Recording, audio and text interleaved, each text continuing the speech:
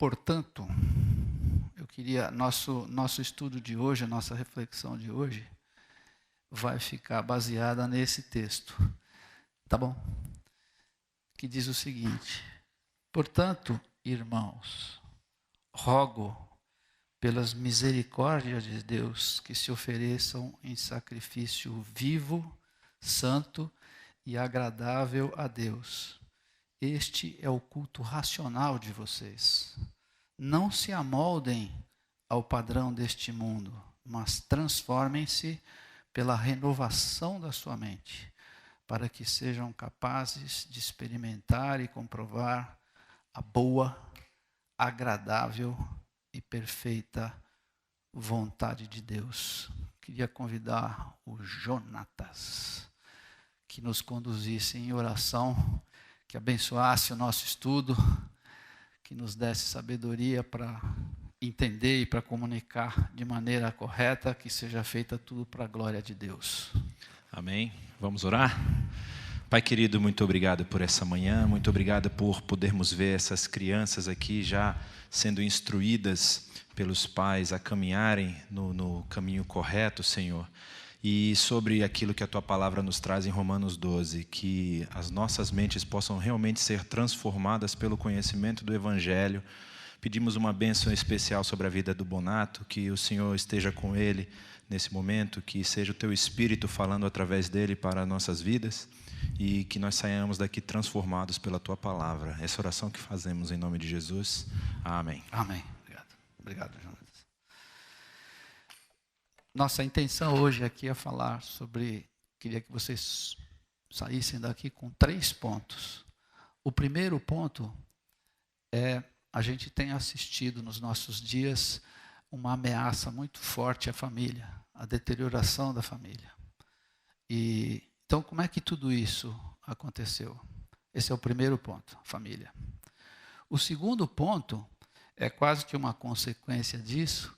Vou falar sobre o homo videns. O que é esse homo videns e como é que isso afeta a nossa família? Como é que isso muda a nossa relação das nossas famílias? E o terceiro ponto é a confiança em Deus. Como que nós podemos conviver com isso e sair desse dilema que nós temos sido atacados. Eu fiz essa pesquisa, na verdade isso é um assunto que já vem me pegando a minha atenção já por muitos anos, e eu tenho ouvido e visto e lido muitas coisas, muitos pastores, muitas pregações, muitos livros, e toda essa referência eu tenho, e se você se interessar depois eu posso te passar tudo isso que eu fiz. Ou seja, nós vamos aqui, na verdade, falar sobre fatos, sobre coisas que estão acontecendo e estão muito bem documentadas. Essa documentação toda eu posso passar caso você tenha interesse. Mesmo assim, 3 dessas fontes eu vou mencionar aqui daqui a pouquinho. 3 dessas fontes. Então, isso que nós vamos rever rapidamente hoje, nesses minutos que nós vamos ter, é fruto dessa pesquisa e de fatos que a gente tem observado e tem vivido. E a gente tem visto a destruição da família, a ameaça contra a família, né? Como nós temos visto isso? Através por exemplo, do divórcio. Não estou aqui emitindo nenhum julgamento para quem seja divorciado ou não. Cada caso é um caso, eu não estou entrando nesse mérito, mas o divórcio como instituição, a separação da família. Eu lembro que quando eu era criança, já faz tempo, não existia divórcio. Existia desquite, não existia o divórcio. E aí, nessa época, uma pessoa chamada Dias Gomes, um comunista de carteirinha, ele escreveu uma novela que o marido tratava mal da moça, a moça virou mocinha e ela era obrigada a suportar aquilo. E nesse inteirinho ela conheceu um outro moço que era bonzinho e se apaixonou por ele. E no fim, a novela termina impedindo ela de passar a viver essa nova vida, entre aspas, mais feliz. E demorou 6 meses, o divórcio foi homologado no Brasil. Então, como é que a destruição da família vem se manifestando? Através da depravação moral, através da perversão da educação dos nossos filhos, através de propostas de casamentos alternativos de todo tipo. Várias aqui, não preciso nem falar. E vai mais além. Eles até propõem a legalização da adoção de crianças por parte desses agrupamentos. É isso que nós estamos vivendo. Mas como é que tudo isso começou? Será que a sociedade ficou maluca sozinha? Será que é sinal dos tempos? A gente tem que aceitar isso porque é assim? Será que a evolução é essa? A gente está atrasado? A gente tem que mudar os nossos valores judaico-cristãos e aceitar tudo isso? Como é que isso tudo começou? Foi por acaso? Esses autores, essa pesquisa toda diz que isso teve uma origem específica, que foi um trabalho de Karl Marx, O Capital. O que ele dizia, entre outras coisas? Ele dizia que, na verdade, ele era um materialista histórico e dialético. Ele contrapôs a burguesia com o proletariado. E ele não conhecia a classe média. Se bem que tem muita gente que odeia a classe média ainda aqui. Mas ele não conhecia a classe média. Então, para ele existia a burguesia e o proletariado. E aí ele propôs que a burguesia se levava vantagem através da mais-valia. Alguns conceitos eu vou passar rapidamente aqui.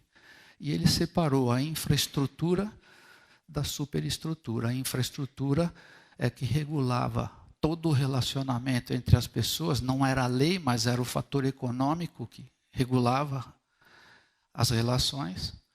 E a superestrutura, que eram as leis, a cultura, o Estado. Mas tudo isso era dominado pela burguesia. E ele propôs uma luta armada. Isso tudo é proposta dele, tem até essa documentada. E essa revolução armada iria se manifestar, pegar o Estado, né?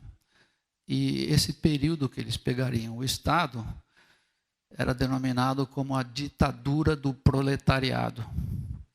E essa ditadura tinha a intenção de expropriar a propriedade, e onde a propriedade passaria para o Estado, para a propriedade comum do Estado. Só depois disso eles implantariam o comunismo. Só que ele deixou muitas perguntas sem respostas, e quem respondeu isso foi um tal de Engels. Engels, junto com Marx, eles fundaram juntos o que passou a ser chamado de socialismo científico, que nós mais comumente conhecemos hoje como marxismo. E no final da vida dele, mais para o final da vida de Marx, ele percebeu que o mal que diferenciava as pessoas, ou que impedia a igualdade das pessoas, não era só a propriedade, mas era também a família. E ele disse que o homem, quando casava com uma mulher, ele tinha propriedades da mulher, e ele estabelecia o que ele queria sobre a mulher. E através da família, ele criava os bens e perpetuava a transmissão desses bens e perpetuava esse estado de coisas. E, portanto, a família precisaria ser destruída. Isso é o que essa filosofia pregoa.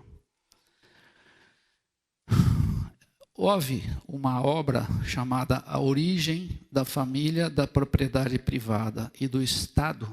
É uma obra disponível na internet. Quem assina isso é Engels. Engels é que assina isso. Ele diz que, se quisermos uma sociedade de iguais, a família precisa ser destruída.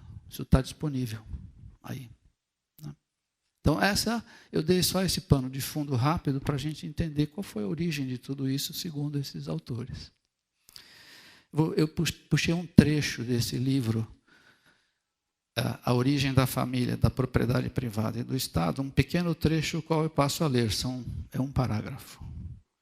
Diz assim: quando os meios de produção passarem a ser propriedade comum, a família individual deixará de ser a unidade econômica da sociedade. A economia doméstica converter-se-á em indústria social. O trato e a educação das crianças tornar-se-ão público. Veja só, os pais não têm mais o direito de educar os seus filhos. A sociedade cuidará com o mesmo empenho de todos os filhos, sejam legítimos ou naturais. Desaparecerá, assim, o temor das consequências, que é hoje o mais importante motivo social, tanto do ponto de vista moral como do ponto de vista econômico, que impede uma jovem solteira de se entregar livremente ao homem que ama. Não bastará isso para que se desenvolvam progressivamente relações sexuais mais livres e também para a opinião pública se torne menos rigorosa quanto à honra das virgens e a desonra das mulheres. Esse é o texto, essa é a ideologia que esses caras têm. Só que você pode estar se perguntando para mim assim, falando assim, mas escuta, o comunismo ainda existe? Já faz tempo que eles deixaram de devorar criancinhas nas esquinas. Será que ainda existe esse comunismo? Infelizmente, a gente tem que admitir que sim. E esses autores todos defendem isso. O fato é que, com a queda do Muro de Berlim, todos os partidos comunistas se tornaram socialistas. E eles entraram numa batalha cultural, objetivando a destruição da família. Eles chamam isso de marxismo cultural. Eles deixaram a Revolução Armada e partiram a agir, digamos assim, subliminarmente, através desse marxismo cultural. E, através das altas taxas de impostos, eu posso tirar a sua propriedade, eu posso obrigar você a me dar os seus filhos para eu educar, pela força. Mas eu posso fazer isso de uma outra maneira. Eu posso cobrar altas taxas de impostos.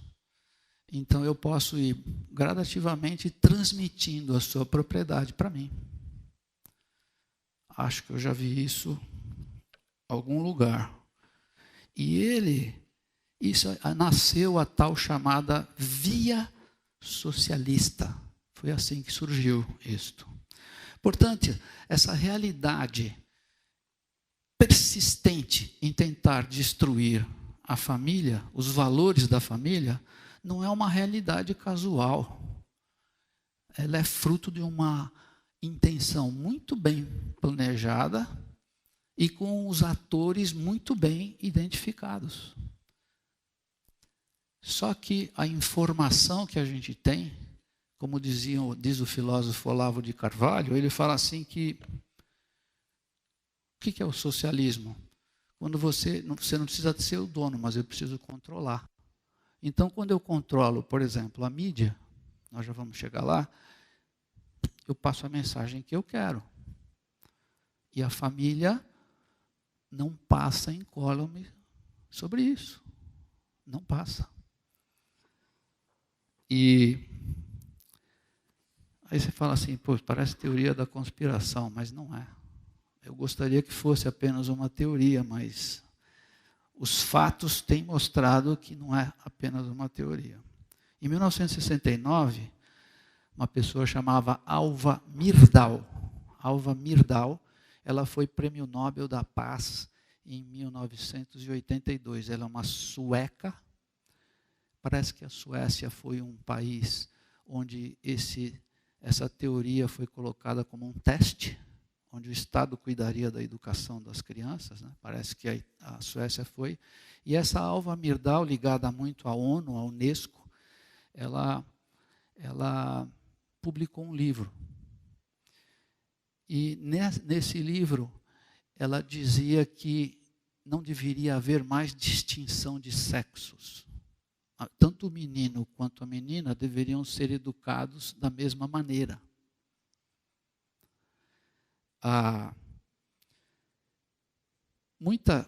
E eles mesmos cunharam um termo que seria a distinção de gênero. Né? A ideologia de gênero. Em inglês, o gender quer dizer sexo. E no Brasil, ou seja, com essa manobra semântica, ele tem o sentido de uma construção social, onde o menino pode optar se ele quer ser menino ou menina, a menina pode optar se ela quer ser menina ou menino, ou qualquer outro tipo de deturpação. Isso não é de hoje, ou seja, você não consegue transformar uma sociedade do dia para a noite. Não adianta eu vir aqui falar hoje e vocês vão sair daqui modificados. Não vai funcionar. Isso é uma coisa que leva tempo. E essa reengenharia social que a ONU e a Unesco vivem propagando e até exigindo que os Estados-membros adiram ou aderem a esse tipo de filosofia, não é de hoje. Essa reengenharia social, eu me lembro, na década de 70, passou um filme chamado Kramer versus Kramer, onde ele dizia que a família tradicional não precisava ser o modelo, existem outros modelos de família. E aí, o que é que Deus diz sobre isso? Ele não fala isso. Deus fala outra coisa. Só que o humanismo, o secularismo, tirou Deus da história. Não existe Deus. Não se fala em Deus. O próprio secretário-geral da ONU disse que os valores judaico-cristãos não poderão ser adotados no futuro. Isso ele falou na década de 70, o então secretário-geral da ONU.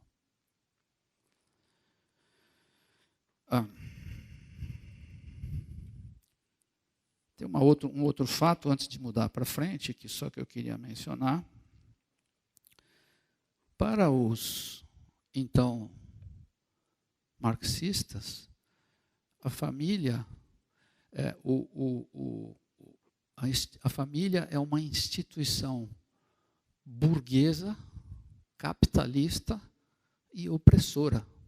Eles dizem isso nos documentos. E, portanto, nós que defendemos a família, somos agentes desse capitalismo burguês e opressor. Uma inversão. Se nós não o acusarmos daquilo que eles estão fazendo, eles vão nos acusar daquilo que nós não estamos fazendo. Uma inversão de valores.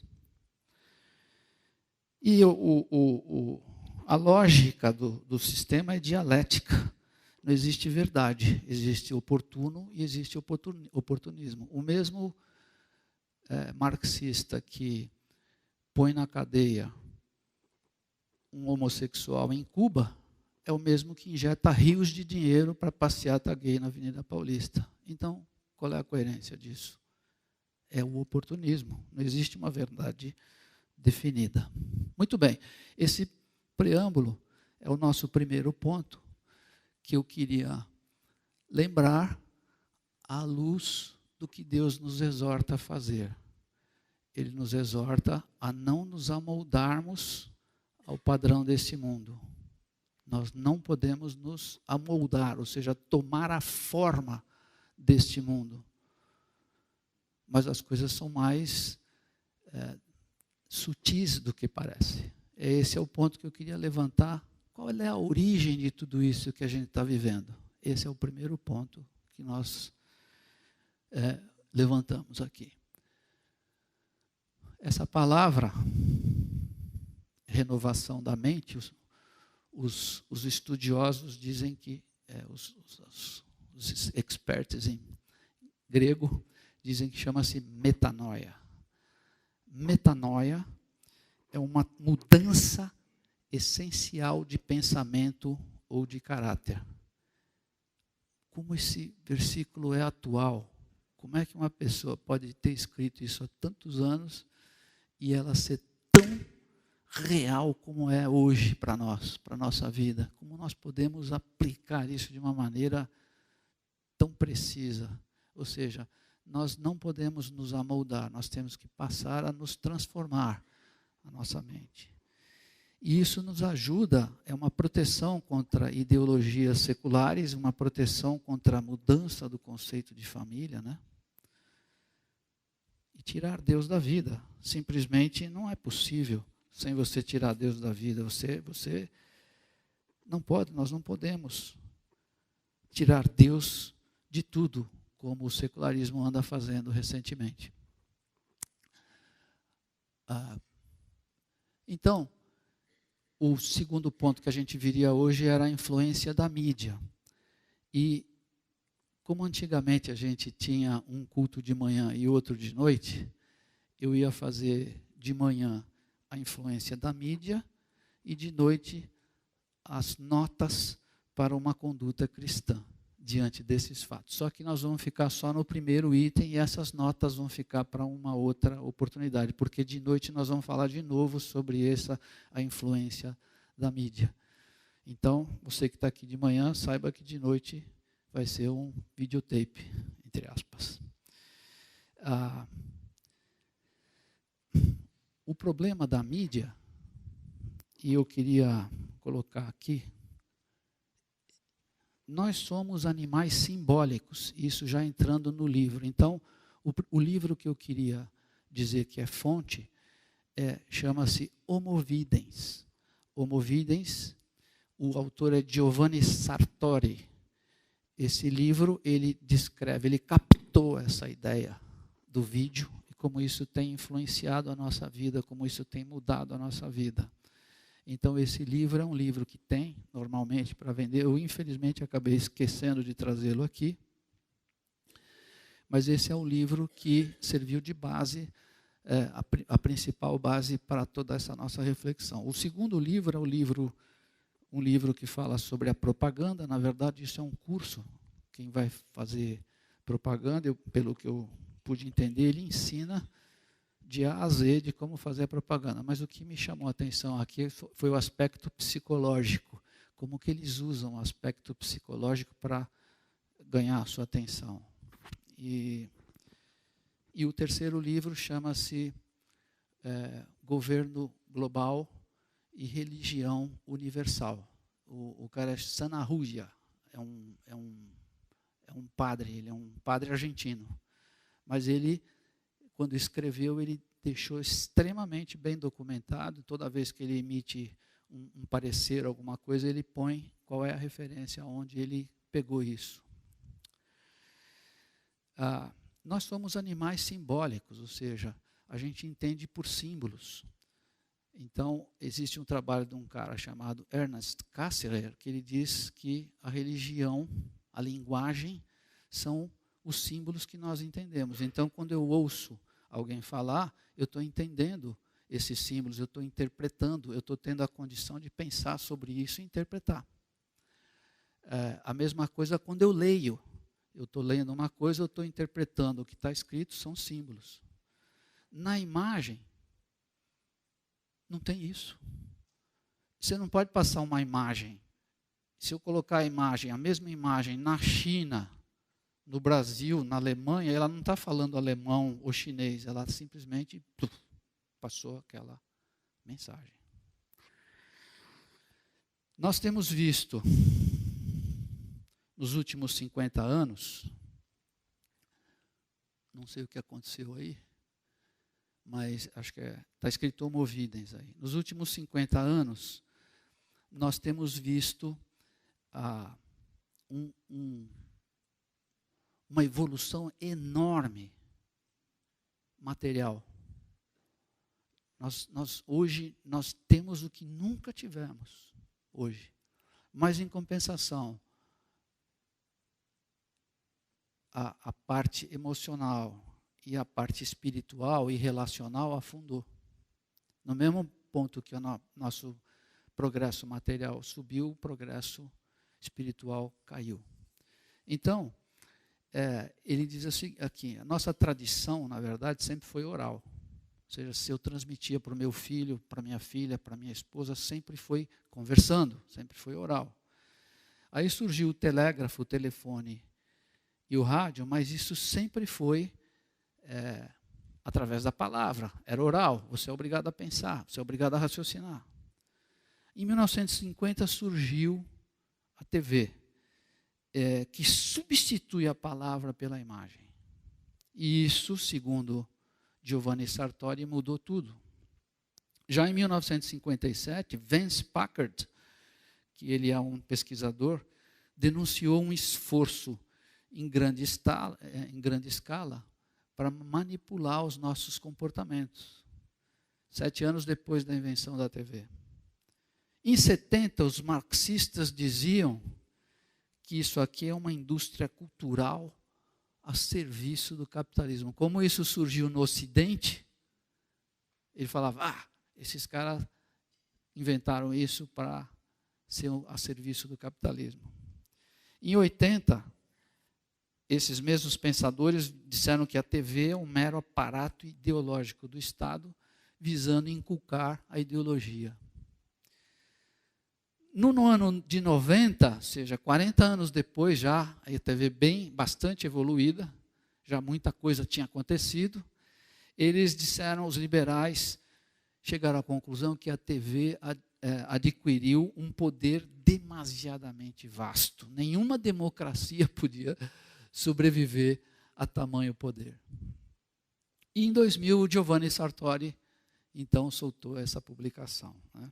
O termo Homo sapiens foi cunhado em 1758 por um cara chamado Carl Linnaeus. Carl Linnaeus, um pesquisador, ele fez um trabalho chamado Sistema Natural, e o Homo sapiens era aquilo que nos diferenciava dos outros animais. Os animais não sabem que são. Nós somos e sabemos que somos. Podemos não saber quem somos. Nesse particular, diz que Schopenhauer, o filósofo Schopenhauer, um dia parou numa praça. Ele estava sentado no banco da praça, aí chegou um guarda lá e falou assim, meio à noite, já pegou o cara, quem é você? Aí ele respondeu, você sabe que era exatamente isso que eu estava tentando descobrir?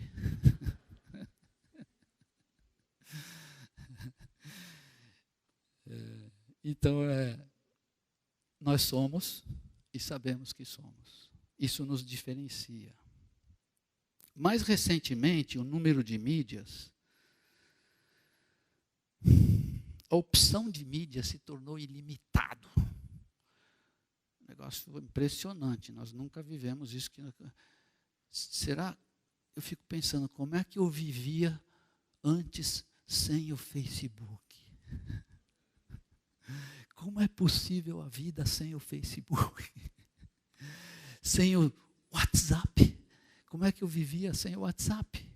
É impossível a vida sem esses mecanismos. Mas a gente se esquece que tudo isso consome o nosso tempo, nosso dinheiro, a nossa energia. E o tempo passa, é inexorável. Eu já mencionei uma vez aqui, mas acho que é muito bom mencionar de novo. Tem um pesquisador chamado David Shenk. Ele fez um estudo sobre o comportamento humano e ele diz que nós estamos saturados e corrompidos pelo conteúdo. Nós recebemos de 3 a 4 mil estímulos por dia. E a maioria deles é inútil ou ruim. Só que você vai acumulando, vai enfiando isso na sua cabeça. Chega uma hora que você está esgotado, fala, não aguento mais, por que eu estou cansado? Eu não fiz nada. É porque eu vi muito mídia. Eu não estou falando que ela é ruim. Eu não estou aqui dizendo que a raiz de todos os males é a mídia, mas eu estou falando que isso tem uma tendência a nos forçar a usar, sabe, a consumir o nosso tempo. O problema é que as mídias também se tornaram muito atraentes, né? O Netflix consegue dizer que filme você vai gostar antes que o seu amigo diga para você. O Pandora pode dizer que música você vai gostar sem você conhecer a música. E o Google? Diz que tem coisas que você só confessa para o Google, né? Quando devia... O Google pode detectar um centro de uma endemia de gripe simplesmente pelos inquiries, pelas pesquisas. Ele pode dizer, naquele local ali, como as pesquisas estão procurando um remédio XYZ, é possível que esteja acontecendo uma endemia de gripe. Mas isso denota o quê? Denota um controle. Na verdade, a gente não sabe, mas a gente está sendo enrolado.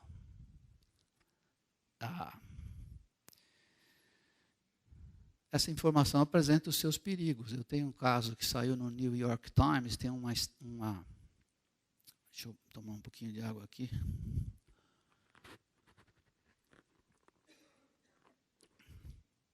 No New York Times, que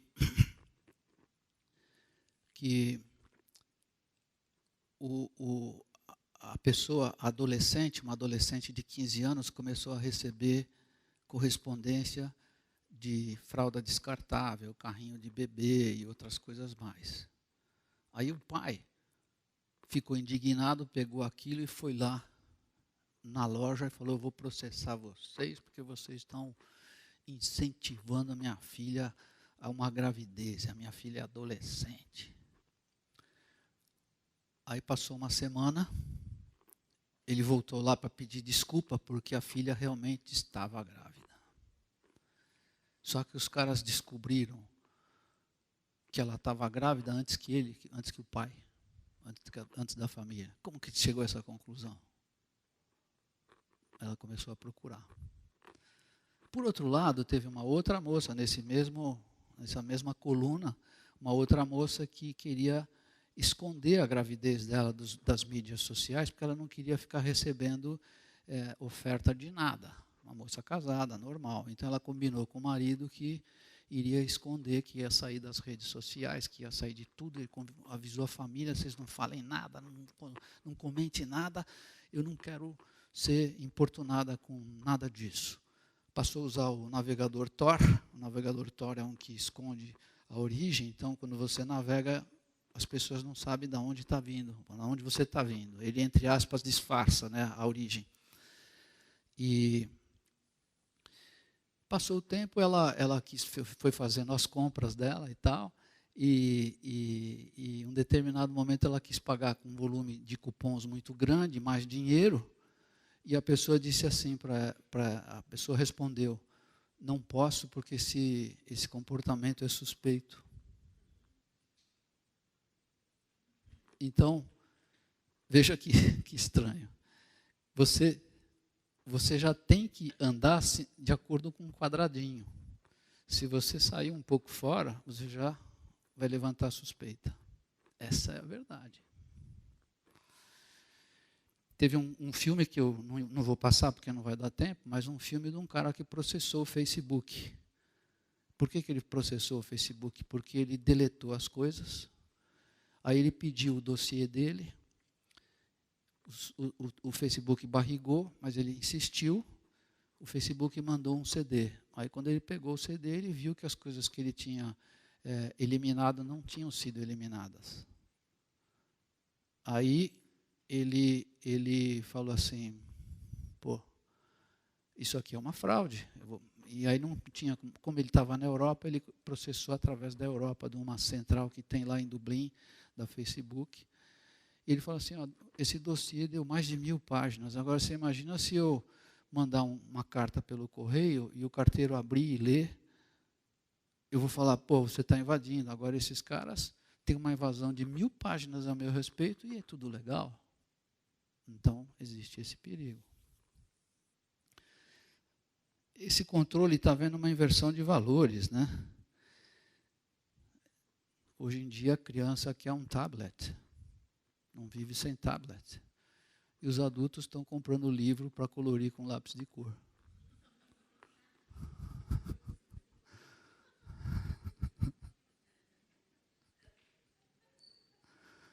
Não é verdade? O problema é que os jogos eletrônicos geram frustração e ansiedade. E os processos mentais repetitivos causam uma insatisfação. Porque, na verdade, o jogo é um processo mental repetitivo. Você fica o tempo todo, aquilo lá é horrível, né? Eu tentei jogar, mas quando percebi aqueles processos me deixavam insatisfeitos, eu parei. Não consigo. Simplesmente não consigo. É horrível, me faz mal. Eu cheguei num ponto que eu sei, não, isso me faz mal. Eu não consigo jogar. Não jogo mais. Ao contrário, parece que colorir o livro acalma. Parece que você desestressa. Parece que gera um senso de realização. Na verdade, como a gente está corrompido pelo conteúdo, o que a gente faz? A gente procura alguma coisa que dê mais satisfação. Nessa altura, você deve estar pensando assim, pô, esse cara é um radical xiita. Ou como Saião poderia me denominar, eu sou um radical chato. Mas eu estou tentando extrapolar um pouco, justamente para levantar a questão, para trazer essa questão à tona, né? Caminhando já para o final,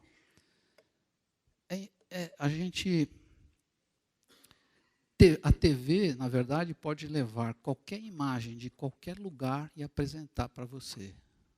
Né?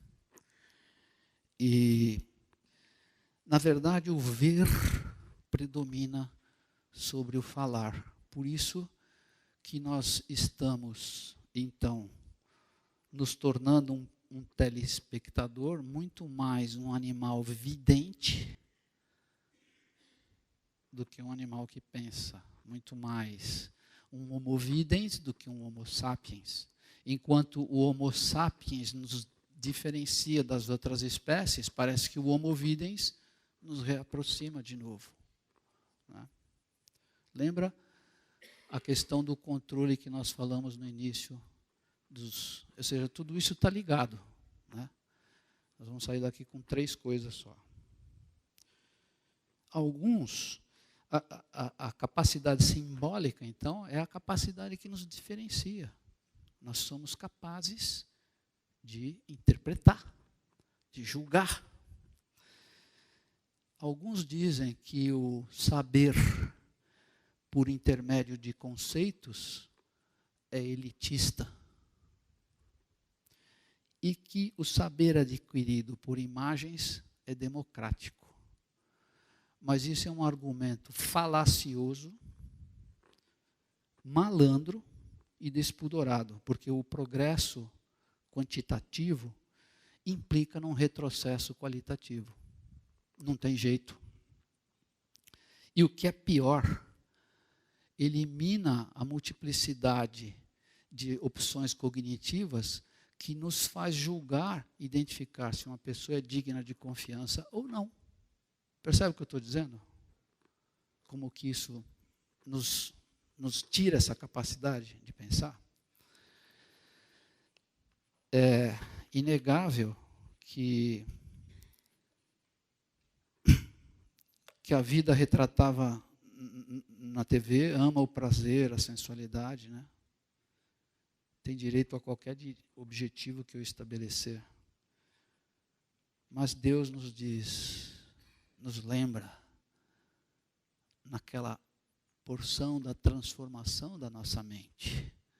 Ele diz assim, Moisés disse isso, ensina-me a contar os meus dias, para que o meu coração alcance sabedoria.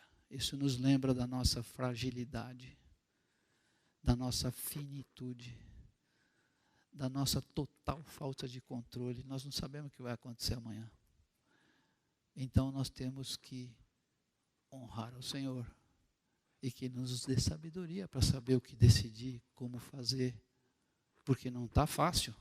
A música que nós cantamos aqui, vamos cantar de novo, não está fácil, não é fácil.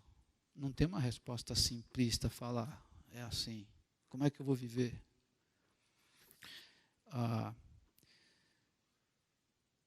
Interessante que com essa ideologia que a gente está vivendo, as Bíblias foram proibidas nas escolas, mas elas são incentivadas nas prisões. Parece que na prisão é bom, na escola não é bom mais, não pode. É a lei. Nós temos uma prima, a Ruth tem uma prima, que ela não pode falar nada na escola. Senão vem alguém, processa e você acaba sendo preso, se você quiser ensinar alguma coisa. Mas, pelo contrário, a outra ideologia é apregoada sem o menor limite. A vida na TV, essa imagem me causou muito impacto, porque às vezes a criança, que é o maior alvo de todas as mídias, eles sabem como fazer. Você vê uma criança, às vezes, esses caras têm um sistema cruel, um sistema, né? Eles sabem como fazer. E você, às vezes, vê uma criança imitando uma dança sensual. Como é que ela aprendeu isso? Onde foi que ela viu isso? E a gente ainda acha que as pessoas não estão, parece que, se percebendo disso. Parece que as pessoas não estão vendo o que está acontecendo. E a criança é alvo. Por quê? Porque elas são as pessoas mais fáceis de eu inculcar uma ideologia. São as que eu consigo mais facilmente. Você imagina, o visível prevalece sobre o inteligível. Às vezes a criança assimila um conceito pela imagem sem saber ler.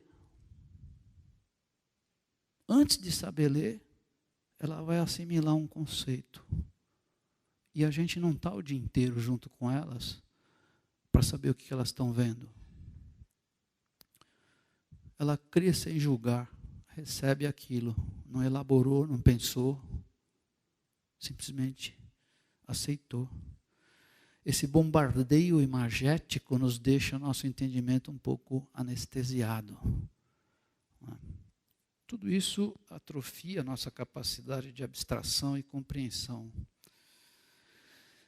Será que nós queremos que os modelos para os nossos filhos não sejam de grandes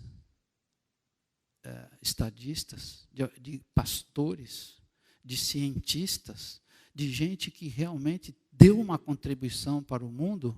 Será que nós não queremos esses exemplos para os nossos filhos? Eles estão por aí, mas nós não vamos encontrar eles na mídia. Não vamos. O que a gente vê é que parece que a gente recriou a Torre de Babel. A Torre de Babel é uma antena de TV, né?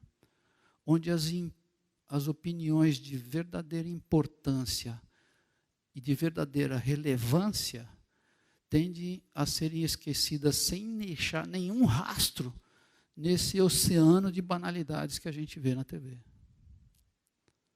Você pode falar, você é radical, hein? Pode ser. mas a gente está assimilando essas coisas. Há um certo tipo de vida, tipo de vida que leva à morte. Mas há um certo tipo de morte que leva à vida. Ninguém pode negar que o poder de manipulação erótica da TV é tremendo. Ela forma uma sociedade fraca, passiva e sem força de reação. Parece que a gente está, né, assimilando. Essa repetição continua, né? Você repetindo muitas vezes a mesma coisa, aquilo acaba se tornando uma verdade ou uma coisa aceita, naturalmente aceita. A pós-modernidade tem inculcado muitas filosofias em nós, e a gente aceita essas filosofias, humanismo, hedonismo. Né? O que eu acho a pior de todas, o relativismo, tudo é relativo, não tem absoluto. Né? Eles oferecem uma perspectiva muito sedutora a um público que está pedindo para ser seduzido. Essa é que é a verdade. E quem é que influencia a mídia? São humanistas seculares. Se eu soubesse que alguém está lá atrás, tendo a intenção de trazer educação, trazer a verdade, aí você poderia confiar. Mas, como disse Olavo de Carvalho, tudo que você ouve é mentira. Tem outra intenção. Eu acho que talvez isso seja um pouco radical demais. Mas ele fala assim, você ouve no rádio, você ouve na TV ou noticiário, eles estão, aquilo que está passando é aquilo que eles querem que você ouça. A verdade não está lá. Né? Nos anos mais recentes, nós assistimos um rápido crescimento da promiscuidade sexual, né? Da falta de autocontrole, violência, homossexualidade, confusão sobre política, confusão sobre religião, confusão sobre o sistema educacional, esse emaranhado de coisas. Uau. E, infelizmente, nós temos visto as coisas aos pedacinhos. Todos nós sabemos a história do sapo, né? Sabemos? Não sabemos. Não sabemos. É uma história muito conhecida. Eu fico até com receio de repetir. Mas é um exemplo que ilustra bem como as coisas têm acontecido. Né? A história do sapo é muito simples. Se você pegar um sapo e jogar na água fria, ele fica. Porque ele gosta da água.